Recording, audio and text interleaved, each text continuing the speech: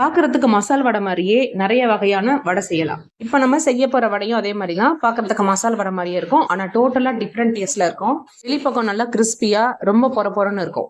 பெரியவங்க குழந்தைங்கன்னு எல்லாருக்குமே ரொம்ப பிடிக்கும். கார சட்னியோட சேர்த்து சாப்பிடும் பொழுது நல்ல டேஸ்டியா இருக்கும். இதுக்காக ஒரு கப்பு பைத்தம்பருப்பு ஊற வச்சுக்கோங்க. மிக்சி ஜார்ல 2 கைப்பிடி புதினா மல்லி, காரத்துக்காக 5-6 பச்சை மிளகா, ஒரு துண்டு இஞ்சி, 4-5 பல் பூண்டு, தண்ணி ஊத்தாம இதே மாதிரி கொரன்னு அரைச்சி எடுத்துக்கோங்க. அதுல ஒரு கப்பு பச்சை பட்டாணி, ஊற வச்ச பைத்தம்பருப்பு, தண்ணியை வடிகட்டிட்டு சேர்த்துக்கோங்க. தண்ணி சேர்க்காம கொரன்னு மசால் வடை பதத்துக்கு அரைச்சி எடுத்துக்கோங்க. 2 டேபிள் ஸ்பூன் கடலை மாவு, 2 டேபிள் ஸ்பூன் அரிசி மாவு, தேவையான அளவு உப்பு, தண்ணி சேர்க்காம இது எல்லாத்தையும் கலந்துட்டு மூடி போட்டு ஒரு 10 நிமிஷமாவது ஊற விட்டுடுங்க. இப்போ ஒரு பெரிய வெங்காயம் ஸ்லைஸா நீல வாக்குல கட் பண்ணி சேர்த்துட்டு ஒரு கொத்து கருவேப்பிலையும் சேர்த்து மிக்ஸ் பண்ணிட்டு வடை ஷேப்புக்கு தட்டி எண்ணெயில போட்டு பொரிச்சு எடுக்க வேண்டியதான். இந்த மாவை மசால் வடை ஷேப்புக்கு தட்டையா தட்டியும் பொரிச்சு எடுத்துக்கலாம். பகோடா மாதிரி எண்ணெயில மாவை உதுத்து விட்டும் பொரிச்சு எடுக்கலாம்.